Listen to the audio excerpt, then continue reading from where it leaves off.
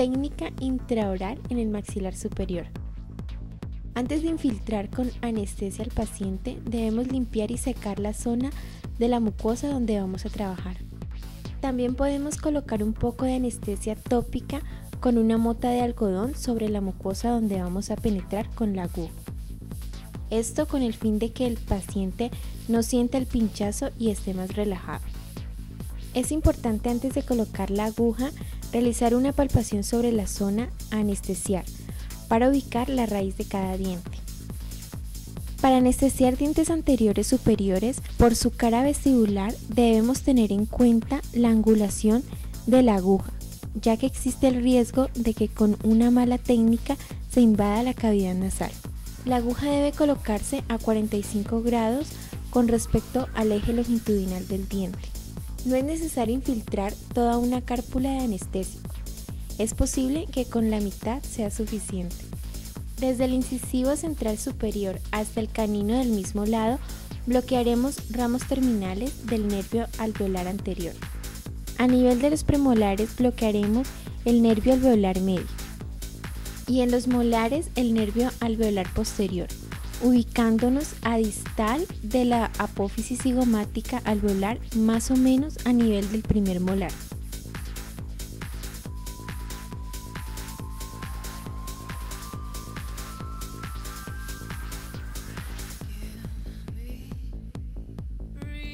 Para anestesiar el nervio infraorbitario trazamos una línea imaginaria entre la comisura labial y la pupila del ojo y a unos 8 milímetros del borde infraorbitario hacia abajo se encuentra el foramen con el mismo nombre. Retraemos el ángulo oral e ingresamos con una aguja larga paralela al eje longitudinal del diente para no tocar el hueso.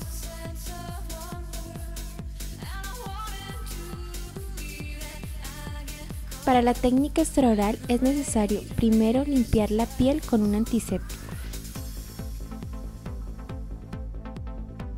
Si vamos a anestesiar el nervio infraorbitario con esta técnica, debemos ubicar el foramen y colocar la aguja con un poco de angulación para no ingresar en él.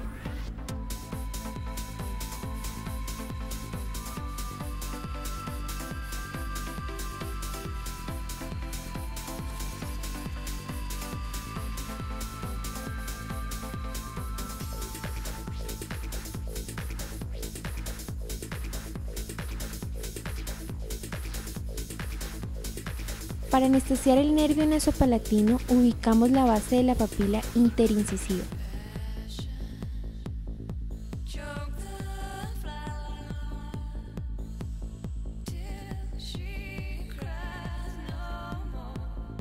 En este punto está el foramen incisivo, pero no debemos ingresar en él. Por eso se debe colocar la aguja un poco angulada hacia cualquier lado.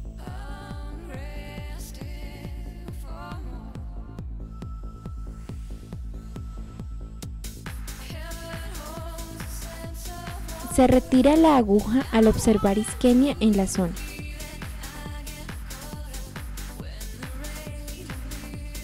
Para anestesiar el nervio palatino mayor se ubica la tuberosidad del maxilar y trazamos una línea imaginaria hasta el rafe medio.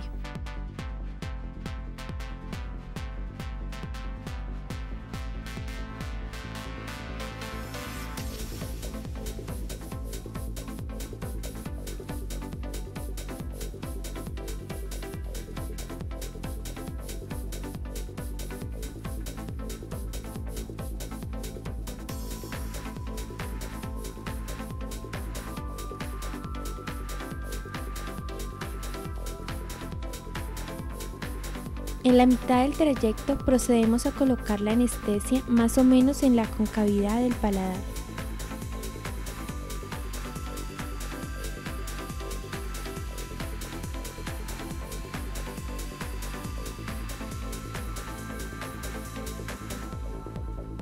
Técnica de anestesia para el maxilar inferior.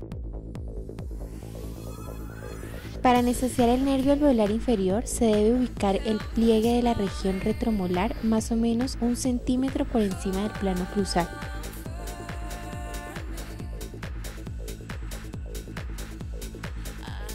Para anestesiar el nervio lingual se retira un poco la aguja siguiendo la misma trayectoria de la técnica anterior. Al retirar la aguja observamos que estaba 1 centímetro dentro de la mucosa. Para anestesiar el nervio largo bucal insertamos la aguja a 1 centímetro por debajo de la carúncula sobre el borde anterior de la rama de la mandíbula, en sentido vertical.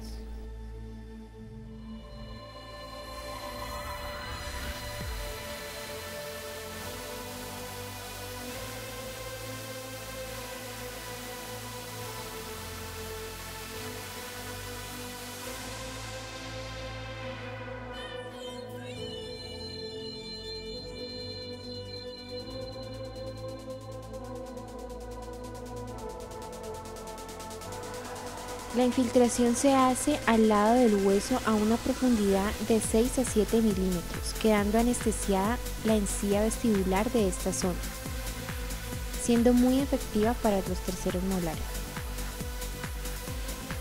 Adicionalmente colocamos anestesia a nivel del tercer molar por su cara vestibular, produciendo vasoconstricción en esta zona.